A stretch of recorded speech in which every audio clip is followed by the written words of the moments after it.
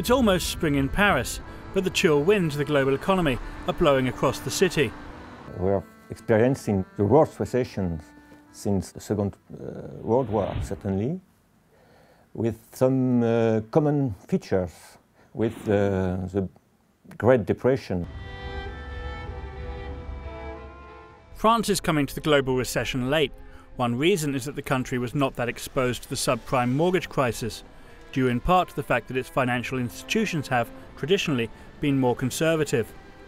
For me, it's due first to perhaps a reasonable management of the risk by the French banks, and also perhaps is due to the quality of our banking supervision.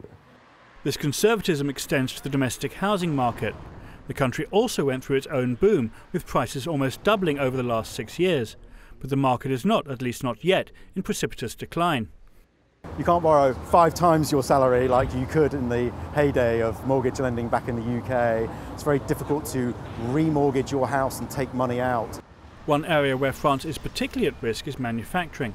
Industrial production dropped this January some 13.8% from a year ago, while the car industry, which employs either directly or indirectly some 10% of the country's workforce, is being badly hit. And then there is the issue of the single European currency, or the euro, and the fear that economic tensions across the Union might cause it to fall apart. One size may fit all when times are good, but when they're not, as they are now, can such diverse economies as France, Greece or Slovakia really follow a similar monetary policy? The consensus seems to be, however, at least in Paris, that the euro will survive.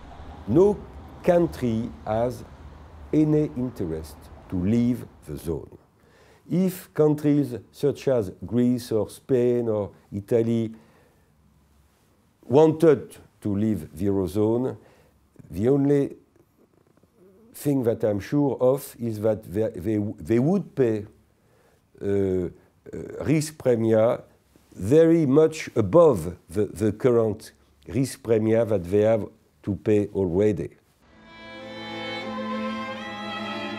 There's also an inherent irony in the French story. While France is, in many ways, a very conservative country, it also has a history of direct political action.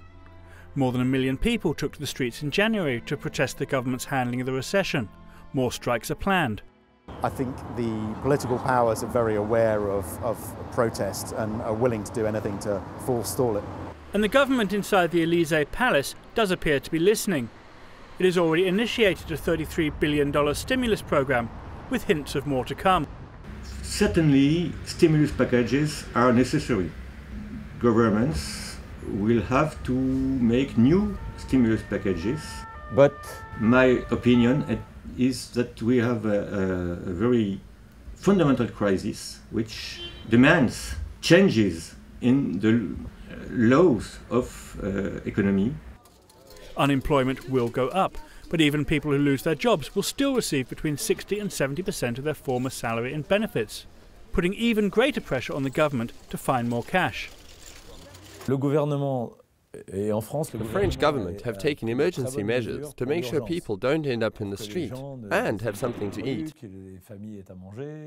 The French system of social protection is very good at that.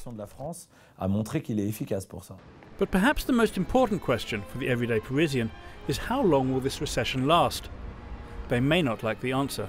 I think it may fare better than Germany and the UK, because obviously the UK is saddled with a huge financial crisis and Germany is saddled with a big drop in demand for its exports.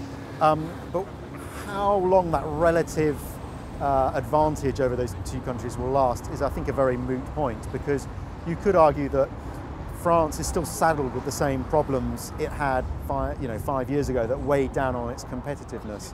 And so we may find that France is the last one to sort of go into this crisis, but maybe one of the last to actually come out of it as well.